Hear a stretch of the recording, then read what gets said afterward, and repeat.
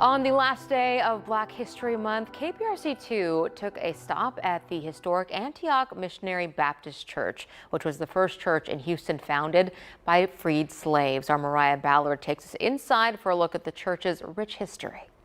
The historic Antioch Missionary Baptist Church is nestled right in the heart of downtown Houston, in an area that was formerly known as Freedman's Town. And today, we sat down with the church's current leaders to talk about the journey from the chains to the church.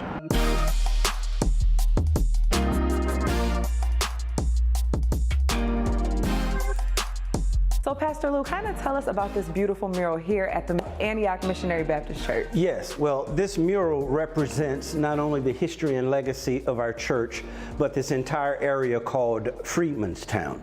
It is meant to be interpreted from the upper left to the lower right. You can see it can be broken down into three succinct pieces that tell each an aspect of who we are as a church and a community.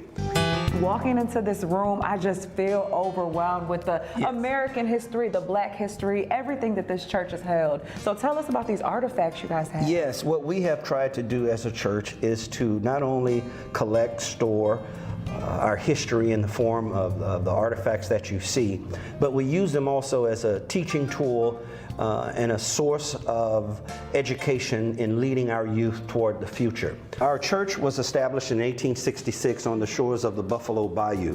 In 1870, this land was purchased and the construction of our original church began.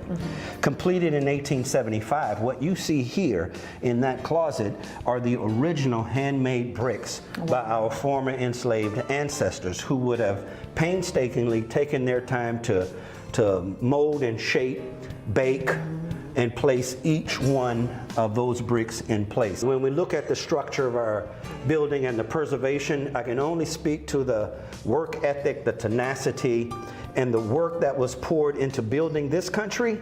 You have a former enslaved ancestors of ours who now have the same talent, and they turn inward to not only build this community of Freedman's Town, but only after 7 months of their liberation, they started this church. Queen Elizabeth came to visit our church back in 1991. There was an all-city choir put together.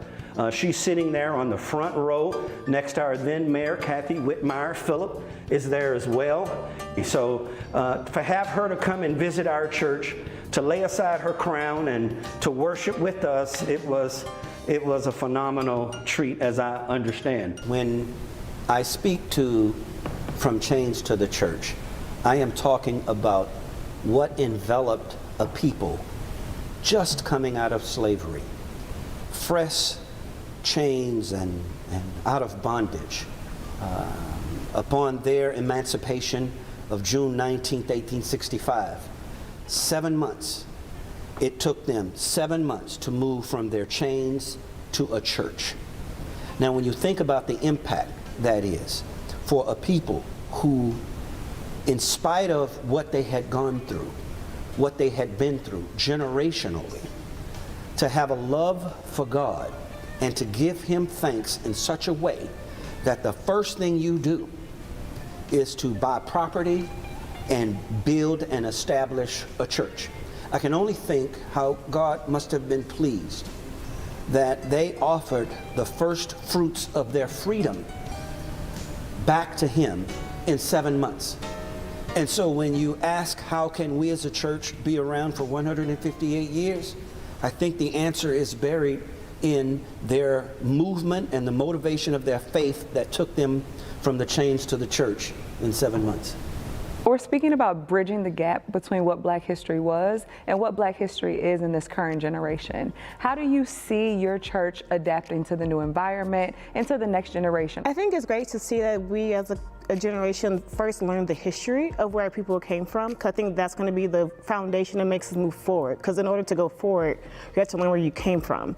And so I think it's a testament to say, hey, we're learning our history, we're taught our history here in church, so that when it comes to being a vital person of the community, we can teach that to the people coming up to us and take that change and really drive home the change that was already happening long before we came along.